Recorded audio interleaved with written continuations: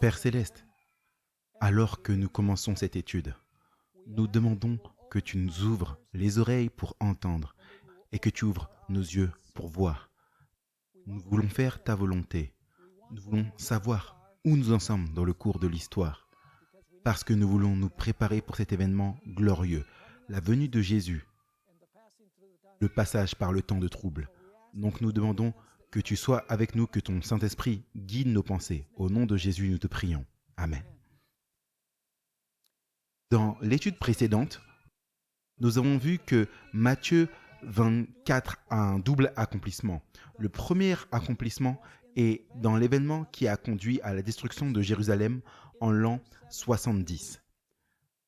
La deuxième application ou le deuxième accomplissement, c'est lorsque les événements à la fin du monde conduiront à la seconde venue de Jésus-Christ. Cependant, une question fait surface maintenant alors que nous commençons. Est-ce que Matthieu 24 parle de la période entre la destruction de Jérusalem et les événements qui ont conduit à la seconde venue de Christ? Ou est-ce que Matthieu 24 saute la longue période de l'histoire chrétienne entre la destruction de Jérusalem et les événements de la fin des temps? Comme nous l'avons vu dans une présentation précédente, il n'y a qu'une seule grande tribulation, divisée en deux parties, avec une pause entre les deux parties. La première partie, c'est de 538 à 1798 après Jésus-Christ. C'est la période de la domination papale. La seconde période, c'est après que la période de pause se soit terminée, lorsque la blessure mortelle de la papauté est guérie et que la papauté se conduit à la fin des temps comme elle l'a fait dans le passé. Donc la question c'est, est-ce que Matthieu 24 parle de ces deux périodes? Dans un certain sens, on a déjà vu que Matthieu 24 le fait. Cependant, Matthieu 24 apparaît sauter en gros la période de l'histoire chrétienne entre la destruction de Jérusalem et les événements de la fin des temps. Il semble se focaliser principalement sur les événements qui auront lieu après que la période de pause se soit terminée. Cependant, dans cette présentation, nous allons remarquer que, alors que nous examinons les passages parallèles de Matthieu 24 dans Luc 21 et le verset 20 à 21, cette période de l'histoire de l'Église est très clairement discutée. Cela devient clair lorsque nous comparons Luc 21 et le verset 20 à 21 avec Daniel 7, 25, Apocalypse 12, 6 à 12, Apocalypse 13, verset 5 et Apocalypse 11, verset 2 à 6. Donc, nous allons examiner tous ces passages pour voir comment ils sont liés l'un à l'autre. Et nous allons voir que Luc a une focalisation très forte sur la période des 1260 années où la papauté a dominé en Europe principalement.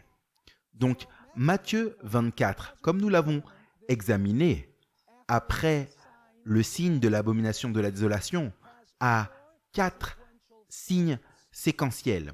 Le premier, c'est la destruction de la Jérusalem terrestre. On trouve cela dans les versets 15 à 20 de Matthieu chapitre 24.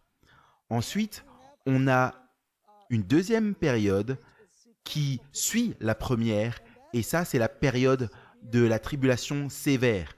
On trouve cela dans Matthieu chapitre 24 et les versets 21 à 28. Après encore cela, la troisième étape qu'on trouve dans Matthieu 24 après l'abomination de la désolation, c'est les signes dans la lune, le soleil et les étoiles. Et on trouve cela dans Matthieu 24, verset 29. Pour finir, le quatrième point que nous avons et qui suit les trois précédents, c'est le fait que les puissances des cieux sont secouées et l'apparition du Fils de l'homme lors de la seconde venue. Nous trouvons cela dans Matthieu 24 et les versets 30 et 31. Donc une nouvelle fois, vous avez 4 événement séquentiel après l'abomination de la désolation. Vous avez la destruction de la Jérusalem terrestre, une période de tribulation sévère, des signes dans la lune, le soleil et les étoiles, et pour finir, l'ébranlement des puissances des cieux et l'apparition du signe du Fils de l'homme et la seconde venue de Jésus-Christ. Cependant, alors que nous regardons à Luc chapitre 21, nous trouvons que peut-être il n'y a que 3 signes séquentiels plutôt que 4.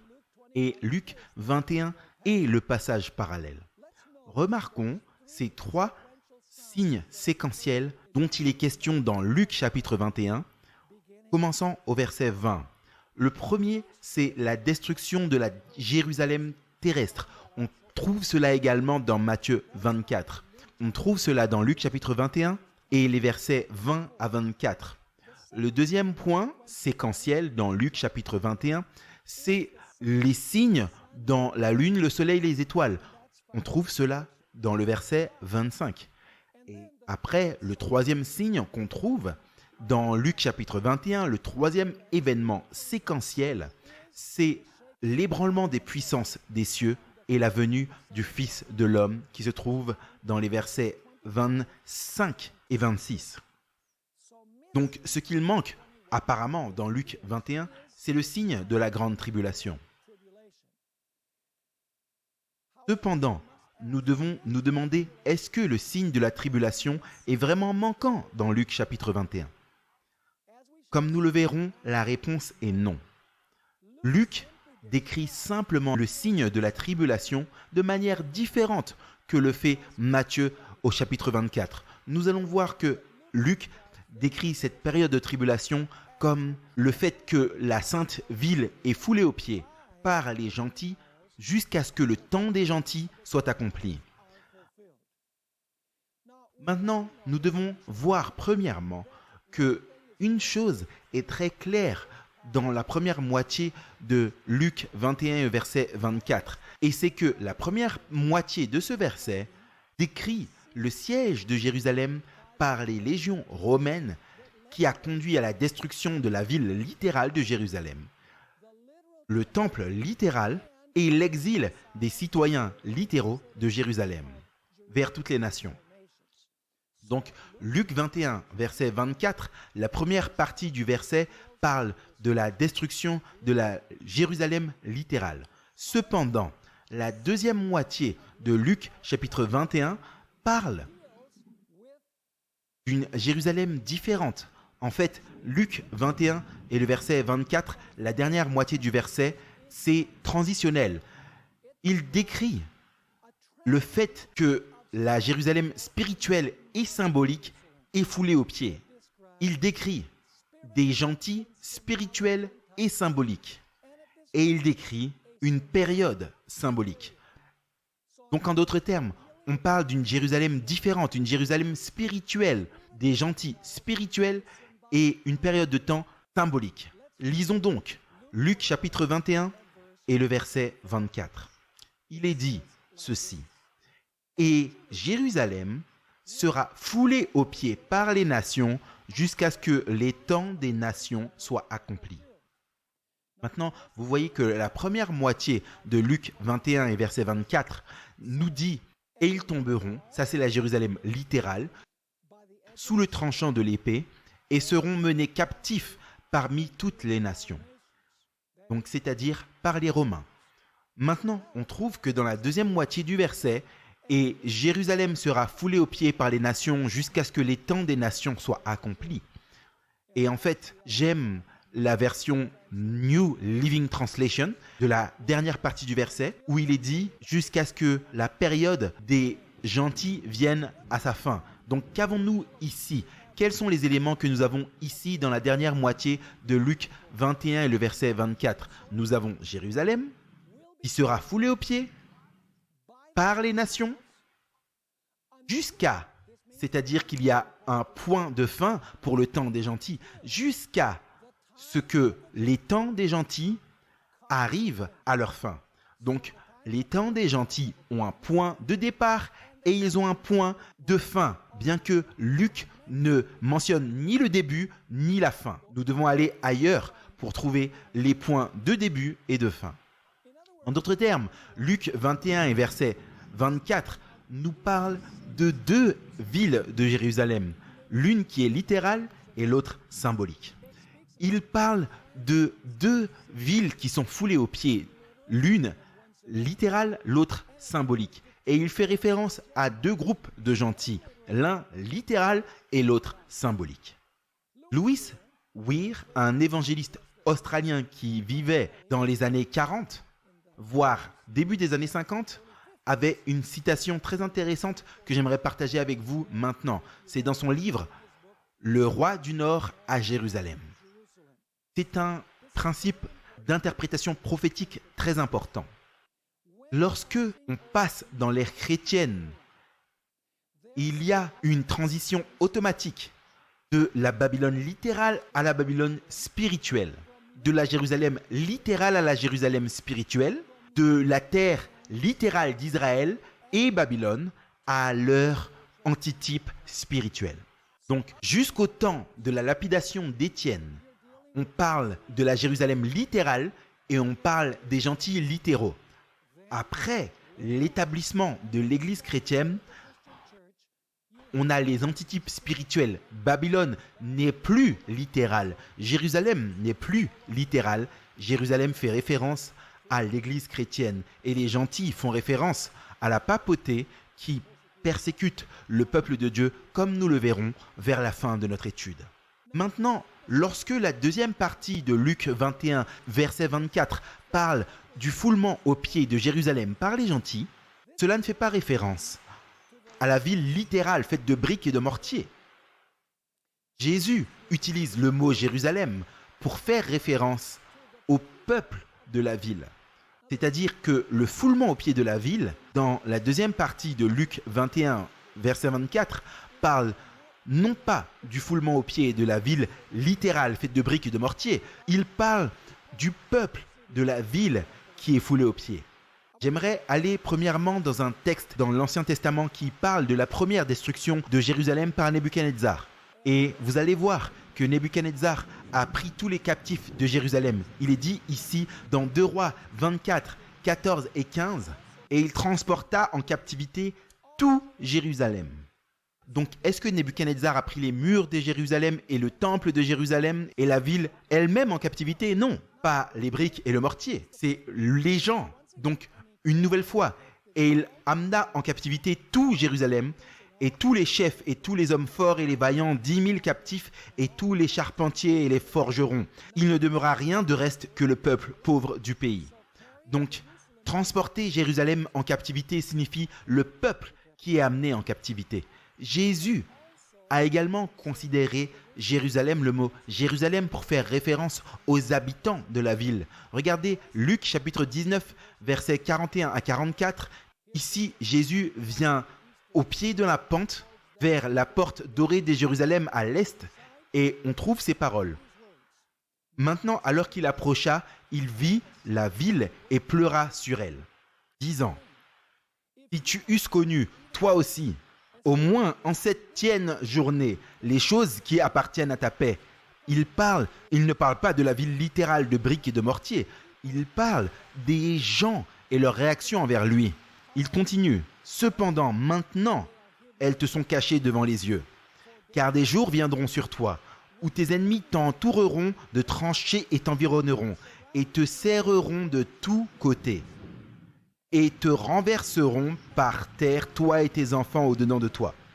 Et ils ne laisseront pas en toi pierre sur pierre, parce que tu n'as point connu le temps de ta visitation. » Manifestement, la ville physique de Jérusalem ne pouvait pas connaître le temps de la visitation de Dieu, parce que c'est une ville, elle n'a pas de conscience. Cependant, lorsque Jésus dit « tu n'as pas connu l'heure de ta visitation », il parle du peuple de Jérusalem. Dans Matthieu 23, versets 37 à 39, on trouve une nouvelle fois Jésus faisant référence à Jérusalem comme le peuple. Donc, dans la deuxième moitié de Luc 21, verset 24, quand il parle de fouler aux pieds Jérusalem, il ne parle pas de fouler aux pieds la ville littérale de briques et de mortier. Il parle de fouler aux pieds le peuple de la ville. Il est dit dans Matthieu 23, 37 à 39, « Ô Jérusalem, Jérusalem, celle qui tue les prophètes, manifestement, les briques et les mortiers n'ont tué personne. Ô Jérusalem, Jérusalem, la ville qui tue les prophètes et qui lapide ceux qui lui sont envoyés. Que de fois j'ai voulu rassembler tes enfants. » Vous voyez, là on parle du peuple. « Tes enfants ensemble comme une poule rassemble ses poussins sous ses ailes. Et vous ne l'avez pas voulu. » Donc vous voyez, voici, votre maison vous sera laissée déserte. Car je vous dis, il parle de la ville, vous ne me verrez désormais plus jusqu'à ce que vous disiez « Béni soit celui qui vient au nom du Seigneur. » Donc Luc 21, 24, la dernière moitié du verset, ne parle pas du foulement aux pieds de la ville littérale de Jérusalem par les armées romaines. Il parle de la Jérusalem spirituelle, du peuple qui est foulé aux pieds par une puissance dont il est fait référence comme étant les nations. Donc j'aimerais maintenant remarquer un verset très intéressant que nous trouvons dans Apocalypse 11, 2, qui est parallèle plutôt à Luc 21 et verset 24. Et j'aimerais que vous puissiez noter la relation entre Luc 21, 24 et Apocalypse chapitre 11 et le verset 2 et également le verset 3. Il est dit ici dans Apocalypse 11, 2 et 3, « Cependant, laisse de côté le parvis qui est en dehors du temple et ne le mesure point, car il a été donné aux nations. Et elles fouleront aux pieds la sainte cité 42 mois. » Vous vous souvenez que on trouve dans Luc 21 et verset 24 4 éléments. Jérusalem, foulé aux pieds, les gentils, jusqu'à ce que le temps des gentils arrive à sa fin. Vous remarquerez que Apocalypse 11, verset 2 a les mêmes éléments. Il parle de la ville sainte qui est foulée aux pieds par les nations et il nous donne la période ici. Il ne dit pas jusqu'à ce que le temps des nations arrive à sa fin. Il dit pendant 42 mois. Donc les 42 mois, c'est le temps des gentils de Luc, chapitre 21 et verset 24. Donc j'aimerais que vous puissiez remarquer le parallèle entre Luc 21-24, la dernière moitié du verset, et Apocalypse 11 et verset 2. On a clairement un parallèle ici, les 4 mêmes parties. La ville sainte de Jérusalem, foulement aux pieds de la ville sainte de Jérusalem, les gentils qui font le foulement aux pieds, et le temps des gentils, c'est 42 mois.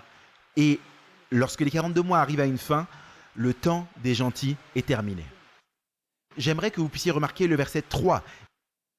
Immédiatement après le verset 2, où il parle du foulement aux pieds de Jérusalem, Apocalypse 11, verset 2, on a une autre période qui est mentionnée, qui est la même période exprimée en termes différents. Il est dit ici au verset 3 d'Apocalypse chapitre 11. « Et je donnerai puissance à mes 2 témoins, et ils prophétiseront 1260 jours vêtus de sacs. » Donc vous remarquerez que les 42 mois du verset 2 et les 1260 jours du verset 3 sont parallèles. En d'autres termes, ils font référence à la même période. Maintenant, il nous faut comprendre un principe très intéressant de la prophétie biblique, et c'est que les périodes de temps dans la prophétie sont symboliques. En d'autres termes, on applique le principe un jour pour une année. Un jour littéral est égal à une année littérale. Ce qui signifie que les 42 mois ne sont pas 42 mois littéraux. Ils sont en fait 42 mois fois 30 jours par mois, ce qui nous donne 1260 jours. C'est-à-dire, on parle d'une période de 1260 années. Ça, c'est le temps des gentils. Ça, c'est ce dont Apocalypse 11, 2 et 3 parlent.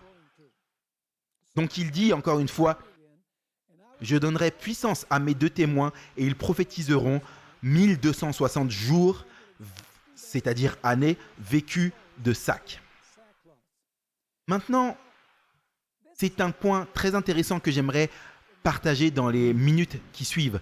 Jean écrit dans Apocalypse 11, verset 2, à la fin du 1er siècle. En d'autres termes, il a écrit cela vers l'année 95 après Jésus-Christ.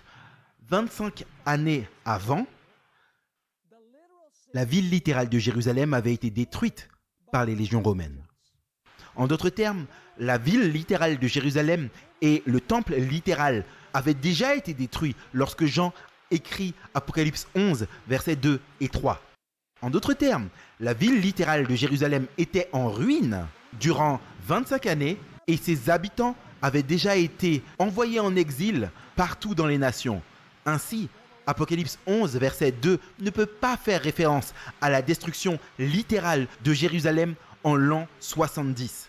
Parce que Jean, dans Apocalypse 11, versets 2 et 3, parle d'une désolation future et d'un foulement aux pieds de Jérusalem future. Jérusalem avait déjà été foulée aux pieds et détruite 25 années auparavant.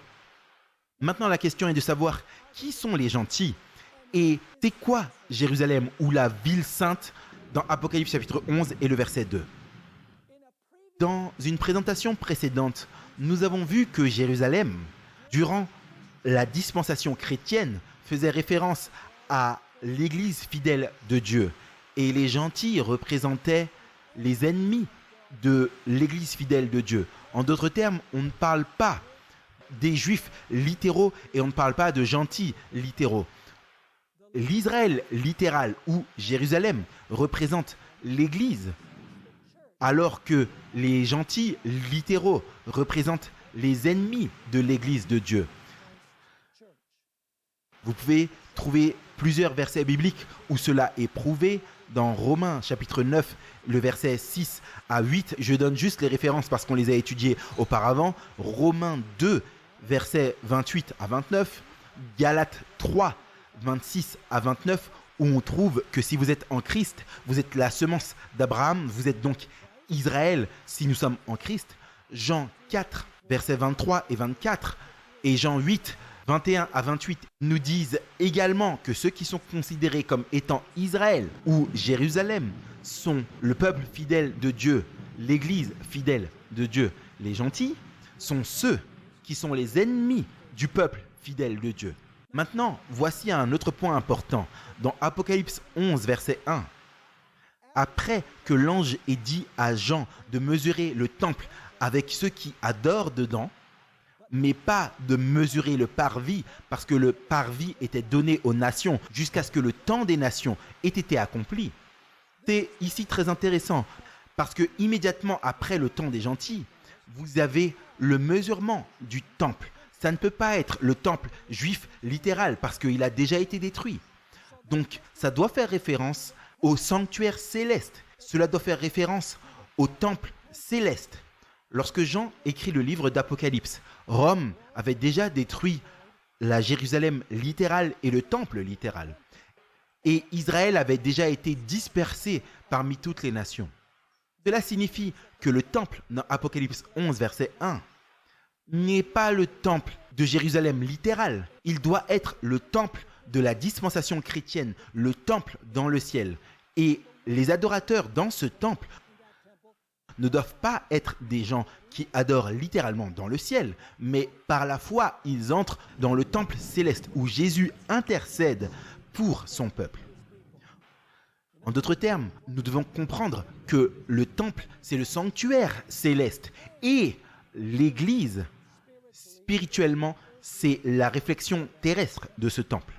Maintenant, remarquons quelque chose d'autre qui est très très intéressant. Avant d'entrer dans ce point suivant, j'aimerais être sûr que les points précédents soient très clairs. C'est-à-dire que vous avez le temps des nations et ensuite vous avez le mesurement du temple. Vous avez donc les 42 mois ou 1260 années et après cela, vous avez la mesure du temple.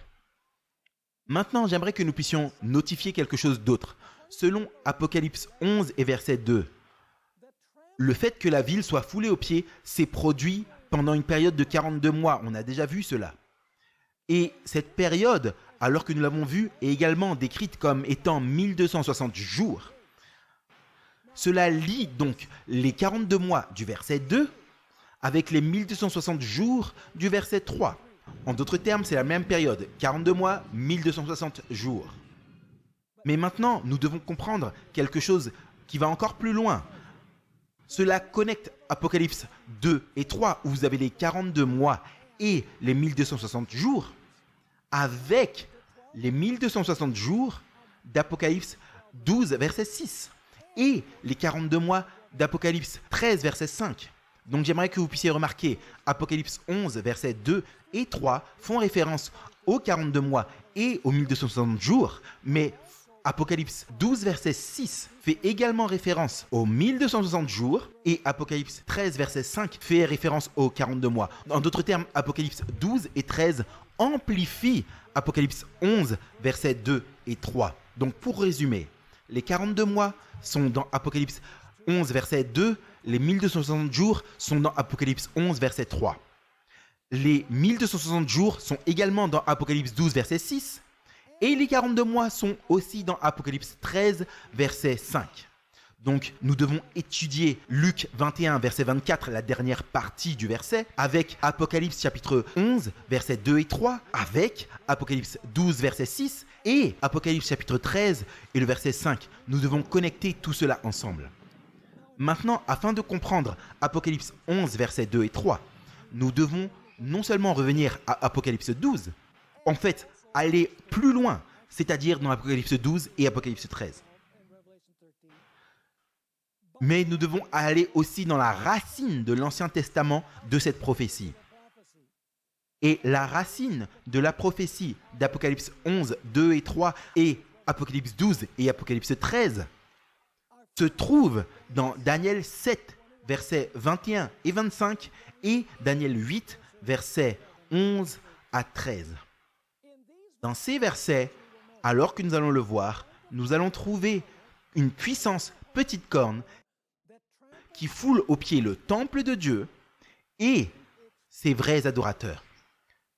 Ce foulement aux pieds du temple et des adorateurs dans Daniel 7 et 8 ne fait pas référence à la destruction de Jérusalem et la captivité des Juifs littéraux entre les mains de l'Empire romain, mais fait plutôt référence à une petite corne rebelle qui introduit une adoration idolâtre chrétienne qui cause la désolation après le démantèlement de l'Empire.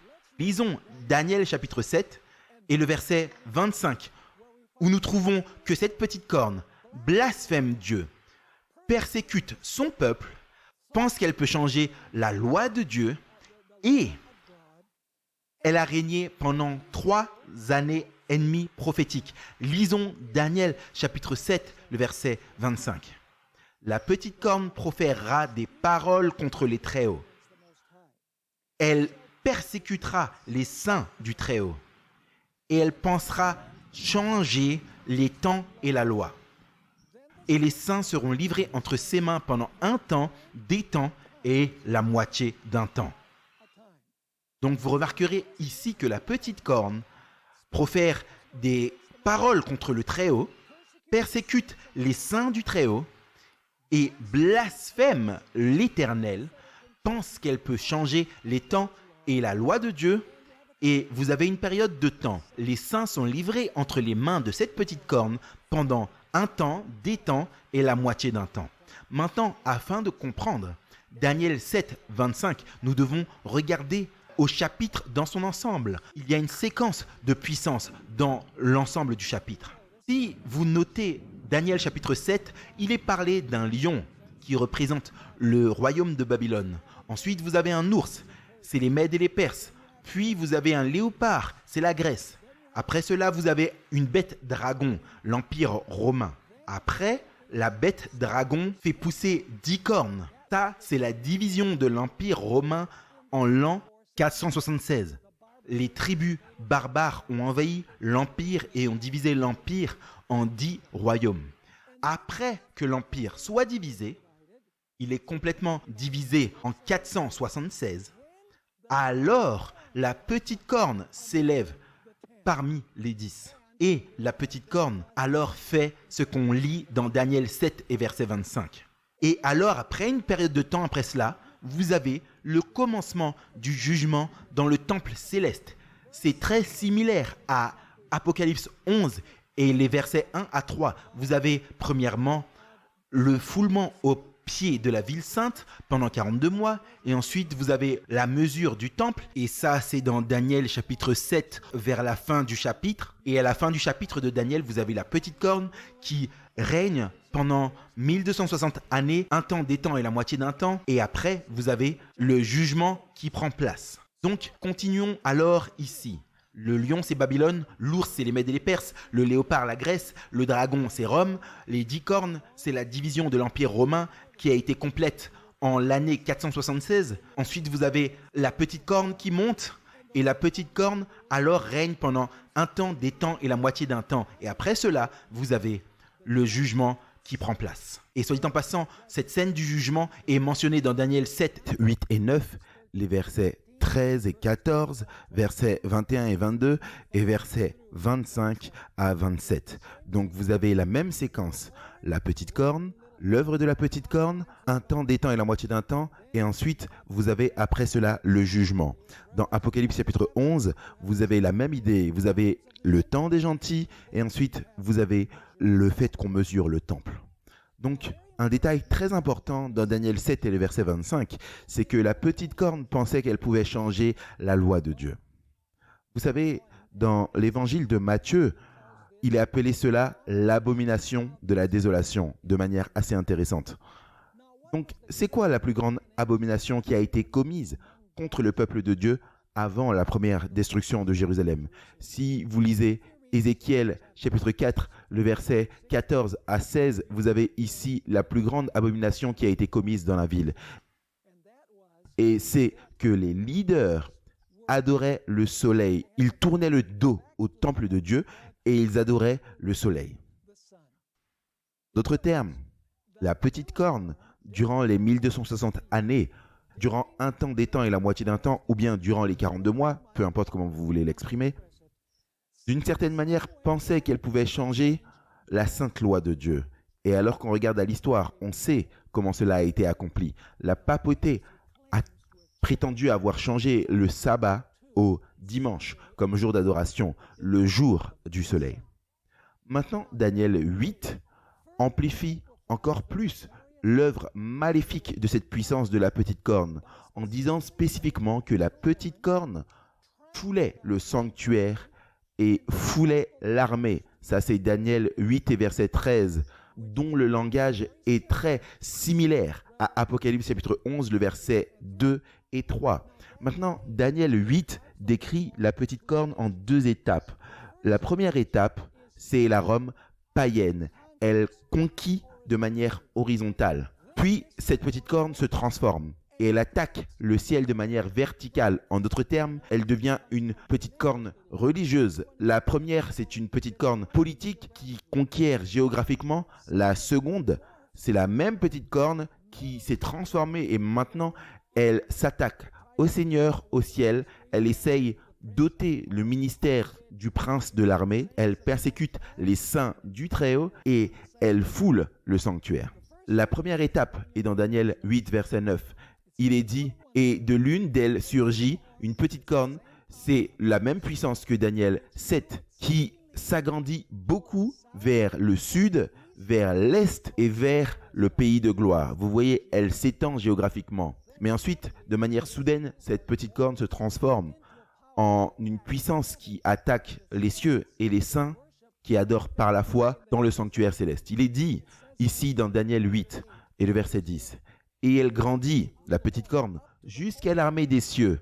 Et elle fit tomber à terre une partie de l'armée des étoiles et les foula aux pieds. Vous voyez ici, vous avez le foulement aux pieds d'Apocalypse 11, versets 2 et 3. Elle s'éleva même jusqu'au chef de l'armée et lui enleva, c'est la petite corne qui fait l'œuvre, le sacrifice continuel. Le mot sacrifice n'a rien à faire ici, c'est le quotidien qui a été ôté. Et la demeure de son sanctuaire fut abattue. Et à cause de la transgression, une armée fut donnée à la corne pour s'opposer au continuel. Et elle jeta la vérité par terre, elle agit et elle prospéra. Verset 13. Et j'entendis parler un saint et un autre saint dit à celui qui parlait. Jusqu'à quand, concernant le continuel et la transgression de la désolation, intéressant, la transgression de la désolation, qui livre le sanctuaire et l'armée pour être foulés aux pieds. Vous voyez, la petite corne fait la même chose dont on fait référence dans Luc 21 et le verset 24, la dernière partie du verset est Apocalypse 11, versets 2 et 3. Donc vous devez connecter Apocalypse 11, Luc 21, 24 avec Daniel 7 qui nous donne un temps, des temps et la moitié d'un temps, et Daniel 8 où vous trouvez la petite corne qui foule l'armée, c'est-à-dire le peuple de Dieu, et foule le sanctuaire. Vous savez, ce n'est pas une coïncidence dans Daniel chapitre 8 qu'après la période où la petite corne foule aux pieds l'armée et le sanctuaire, on a la purification du sanctuaire qui est le jugement. C'est intéressant, dans chacune de ces scènes, dans Apocalypse 11, versets 2 et 3, après le temps des gentils, vous avez le fait que le temple céleste est mesuré. Dans Daniel 7, après que la petite corne ait accompli son œuvre pendant un temps, des temps et la moitié d'un temps, vous avez la scène du jugement. Dans Daniel chapitre 8, après que la petite corne ait foulé le sanctuaire et ait foulé l'armée, vous avez la purification du sanctuaire, le jugement. Très intéressant. Maintenant, nous devons également connecter Daniel 7 et 8 à Apocalypse 11 et verset 13. Donc faisons cela. Dans Apocalypse chapitre 13, on va parler de cela premièrement. Apocalypse chapitre 13. Vous avez la même séquence des puissances que nous avons vues dans Daniel chapitre 7. On n'a pas le temps pour parcourir le chapitre en détail, mais j'aimerais mentionner simplement 2-3 choses que la bête fait dans Apocalypse chapitre 13. D'ailleurs, si vous regardez le verset 1 et 2, vous allez voir que le dragon représente Satan qui œuvre à travers l'Empire romain. Parce que le dragon essaye de tuer l'enfant lorsqu'il est né. Satan a fait cela à travers Hérode, un dirigeant de l'Empire romain. Avançons, le dragon, dans le verset 1 et 2 d'Apocalypse 13, donne son siège, sa puissance et son autorité à la bête. Et ensuite, la bête accomplit son œuvre pendant 42 mois. J'aimerais que vous puissiez noter la séquence des puissances dans Apocalypse chapitre 13, le verset 1 et 2, et ensuite on va lire le verset 5 et 7. Il est dit ici, dans Apocalypse 13, 1 et 2, que vous avez un lion, vous avez un ours, vous avez un léopard, vous avez une bête dragon. Cette bête dragon, selon Apocalypse chapitre 12, a 10 cornes. Et ensuite, la bête dragon qui a 10 cornes, qui représente les 10 divisions de l'Empire romain. Ensuite, vous avez la bête qui vient de la mer, qui règne pendant 42 mois. Lisons les versets 5 à 7 afin que vous puissiez voir la connexion entre la petite corne de Daniel 8, Daniel 7, Apocalypse chapitre 11 et tous ces passages sont connectés. Il est dit ici dans Apocalypse 13, versets 5 à 7, parlant de cette bête de la mer, et on lui donna une bouche qui disait de grandes choses et des blasphèmes.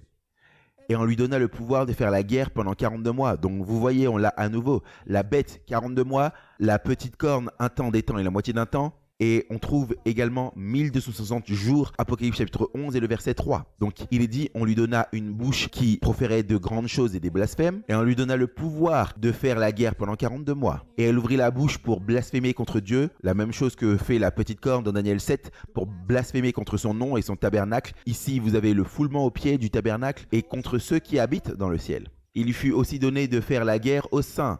C'est la même chose que Daniel 7 et 8 et de les vaincre. Et il lui fut donné puissance sur toute tribu, langue et nation. Donc, vous avez la même séquence dans Daniel 7 que vous avez ici dans Apocalypse chapitre 13.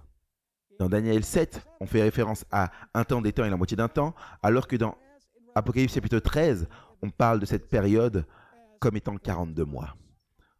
Donc, on doit également connecter Daniel 7 avec Apocalypse 12.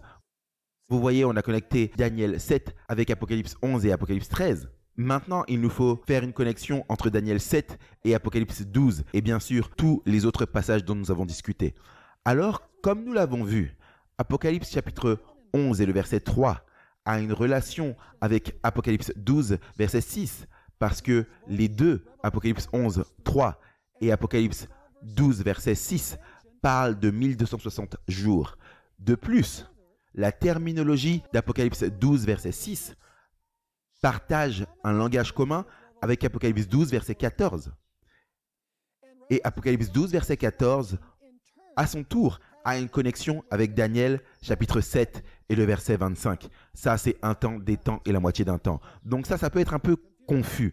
Mais laissez-moi parcourir ces différents passages. Apocalypse 11, verset 2 et le verset 3. Et ensuite, Apocalypse 12, verset 6. Apocalypse 12, versets 14 et 15, et ensuite Daniel 7, 25, et on va rassembler tout ça. Premièrement, Apocalypse 11, verset 2. En fait, verset 3. Et je donnerai à mes 2 témoins de prophétiser, vêtus de sacs 1260 jours.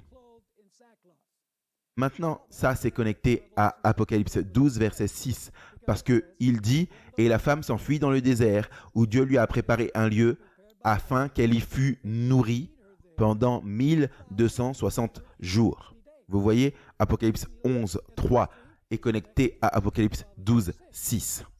Maintenant, remarquez les éléments du verset 6. Vous avez une femme, elle fuit dans le désert, elle a un lieu qui lui est préparé, Dieu la nourrit pendant 1260 jours. Maintenant, regardons Apocalypse 12, versets 13 et 14.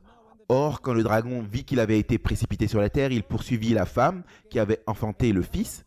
Mais la femme, c'est la même chose qu'on a lu au verset 6, la femme reçut les 2 ailes du grand aigle afin qu'elle puisse s'envoler au désert, on l'a vu dans le verset 6, en son lieu, on l'a vu au verset 6, où elle est nourrie, Dieu la nourrit selon le verset 6. Maintenant, la période de temps a changé pendant un temps, des temps et la moitié d'un temps loin de la face du serpent.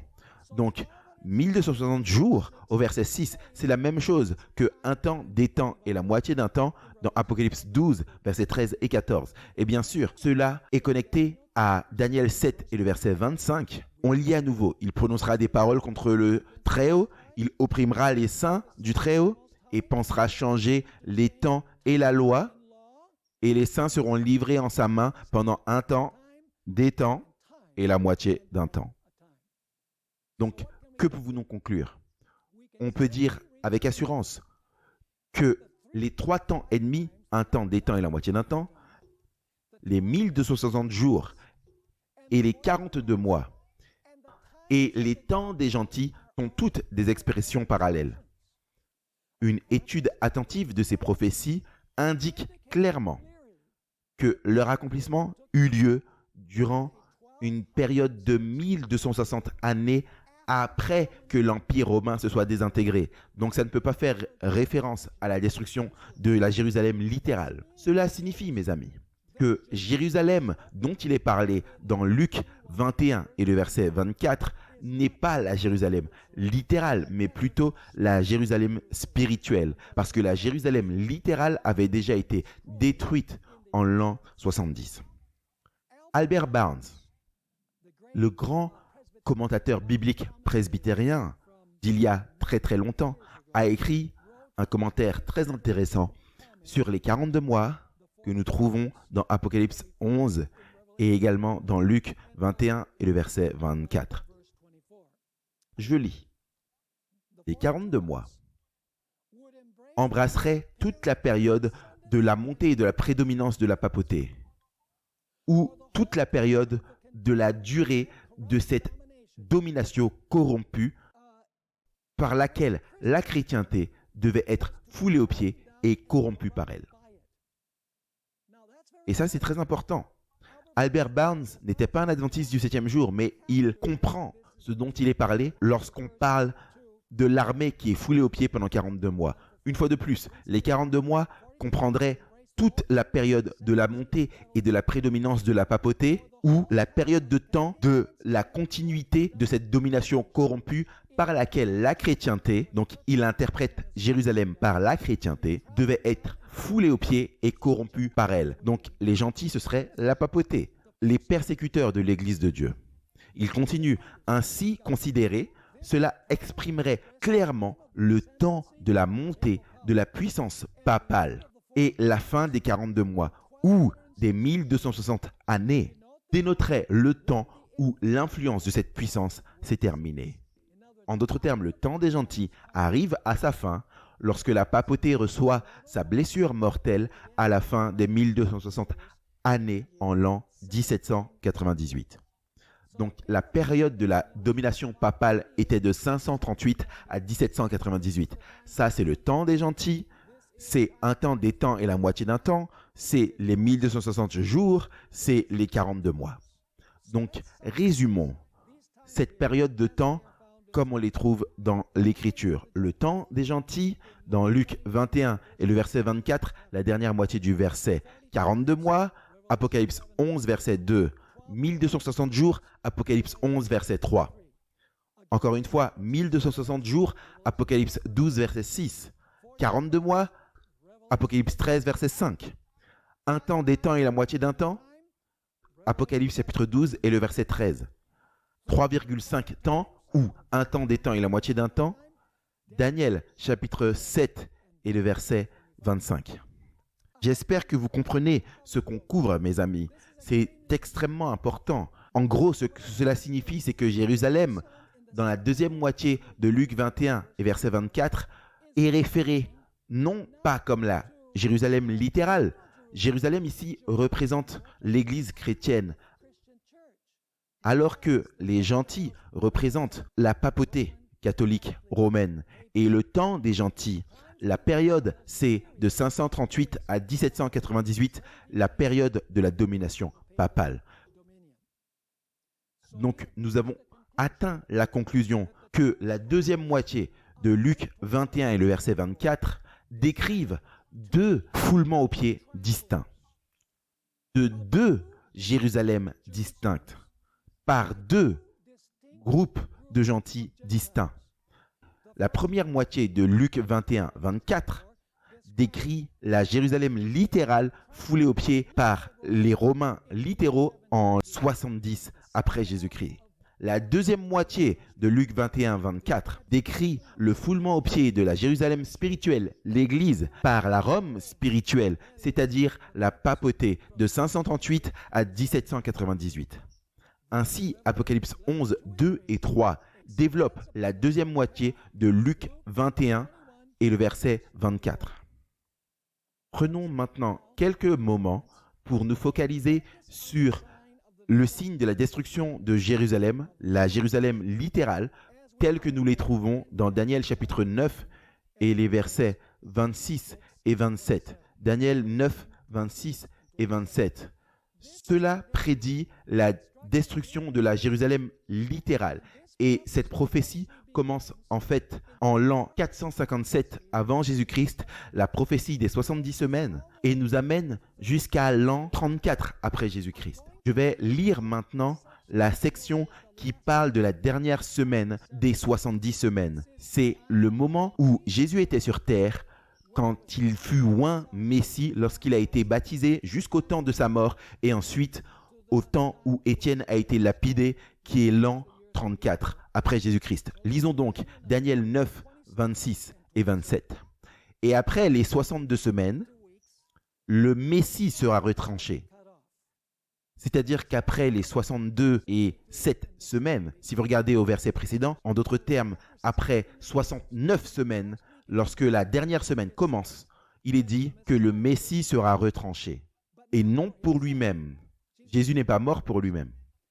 Et le peuple d'un conducteur qui viendra détruira la ville et le sanctuaire. Il parle ici de la destruction de la ville littérale de Jérusalem. Maintenant, la question c'est, qui est le peuple du conducteur qui doit venir, qui va détruire la ville et le sanctuaire? Vous savez, beaucoup ont pensé que le peuple du prince, c'est les légions romaines qui doivent venir et détruire la ville.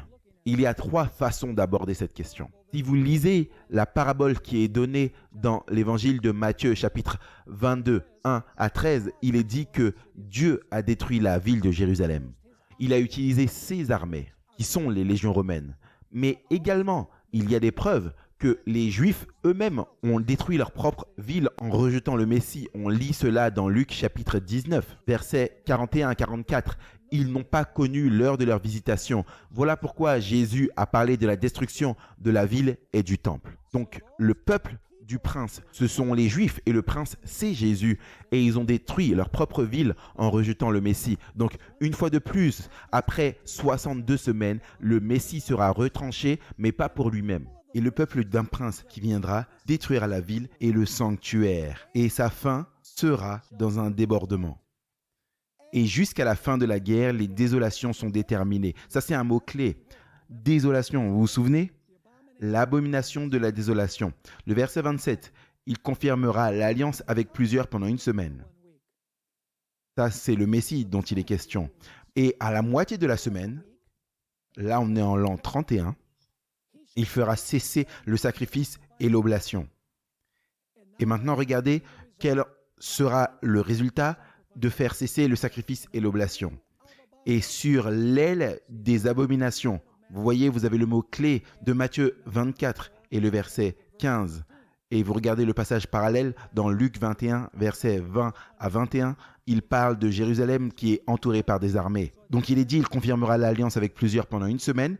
Et à la moitié de la semaine, il fera cesser le sacrifice et l'oblation. Et sur l'aile des abominations viendra le désolateur.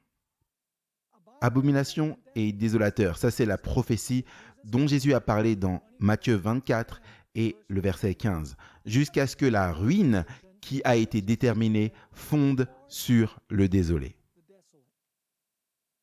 Donc Daniel avait déjà prophétisé l'abomination de la désolation à cause du rejet du Messie qui a été oint au début de la dernière semaine, qui a été retranché au milieu de cette dernière semaine à cause du fait que la nation juive qu'il a rejetée comme étant le Messie. Il nous est dit 2 fois dans ce passage que Jérusalem allait être détruite.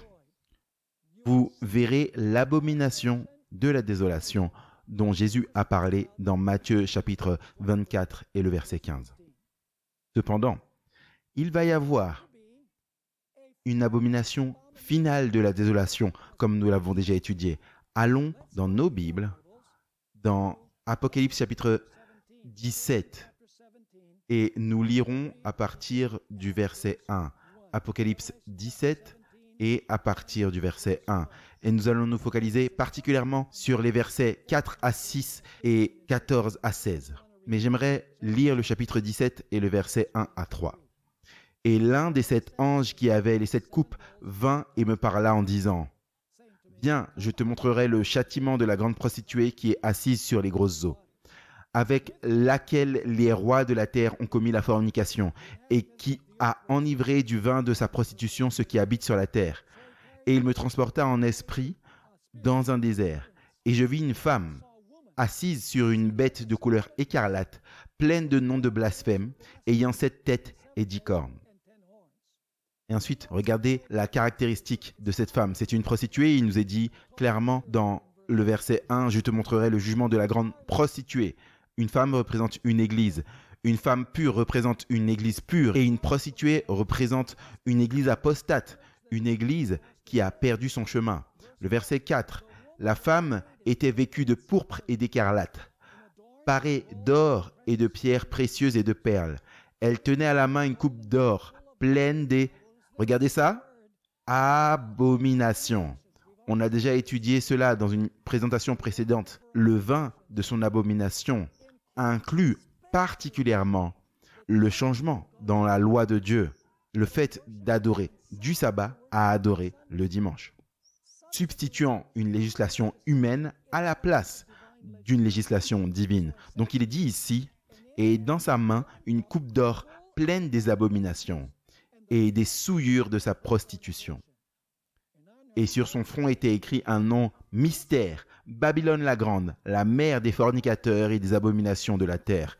Si c'est une mère, elle doit avoir des filles qui lui sont nées après un certain temps. Verset 6, je vis cette femme enivrée du sang des saints et du sang des martyrs de Jésus. En la voyant, je fus saisi d'une grande stupeur. Donc cette femme va avoir une deuxième période de domination. Comme nous l'avons vu dans Matthieu chapitre 24, vous avez 2 périodes de tribulation parce que vous avez la papauté qui règne dans le passé et la papauté qui règne également dans le futur après une période de pause entre les deux. On est maintenant dans cette période de pause entre les deux. Comme je l'ai mentionné auparavant, vous mettez un DVD dans le lecteur, vous allez regarder un film, vous appuyez sur play, le film commence pendant à peu près une demi-heure et il s'avère que vous avez quelque chose d'autre à faire, vous appuyez sur pause, vous partez, vous revenez plus tard, vous appuyez sur play et ça reprend là où vous êtes arrêté. mais il y a une période de pause entre les deux. On est maintenant dans la période de pause entre la tribulation passée de la part de la papauté et la tribulation future par la même puissance. C'est une seule tribulation avec une pause entre les deux.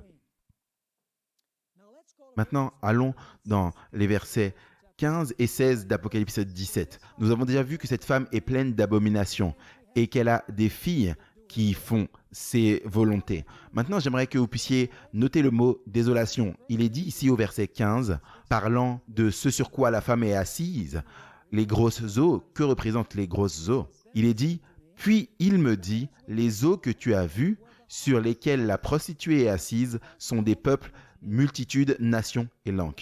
Le fait de s'asseoir signifie que cette femme règne sur les nations. Mais que va-t-il arriver à cette prostituée et également à ses filles que nous allons étudier dans une autre présentation? Que va-t-il arriver? Il est dit au verset 16, le verset juste après, et les 10 cornes, donc c'est donc 10 rois ou 10 royaumes, et les 10 cornes que tu as vues sur la bête haïront la prostituée. Là, quoi? Voici le mot-clé, désoleront et la dépouilleront, mangeront sa chair et la consumeront dans le feu. Donc vous remarquerez ici que Matthieu chapitre 24 se focalise principalement sur la destruction de Jérusalem et les événements de la fin qui conduisent à la destruction finale du monde.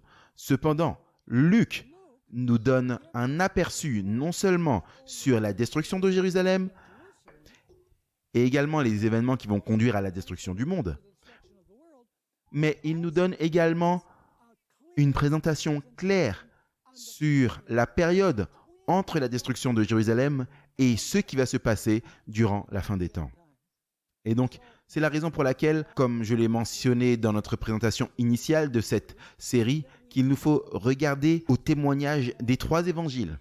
Ce n'est pas suffisant d'étudier seulement Matthieu 24. Nous devons étudier Matthieu 24, Marc 13 et Luc chapitre 21, parce que chacun donne des détails que l'autre ne donne pas. Et bien sûr, comme vous l'avez vu, il nous faut également comparer Apocalypse chapitre 11, nous devons aller dans Apocalypse chapitre 12, nous devons aller dans Apocalypse chapitre 13, nous devons revenir dans Daniel chapitre 7 et Daniel chapitre 8. Tous ces passages décrivent la même période, la période de la suprématie papale de 538 à 1798, quand, principalement en Europe, la papauté a régné avec une main de fer. Et comme je l'ai mentionné, Apocalypse chapitre 13, verset 3 nous dit que la blessure mortelle de ce système va être guérie. Et soit dit en passant, elle est en train d'être guérie rapidement. Et lorsqu'elle sera guérie, nous aurons la deuxième étape de la tribulation dont nous parlerons un peu plus tard dans cette série.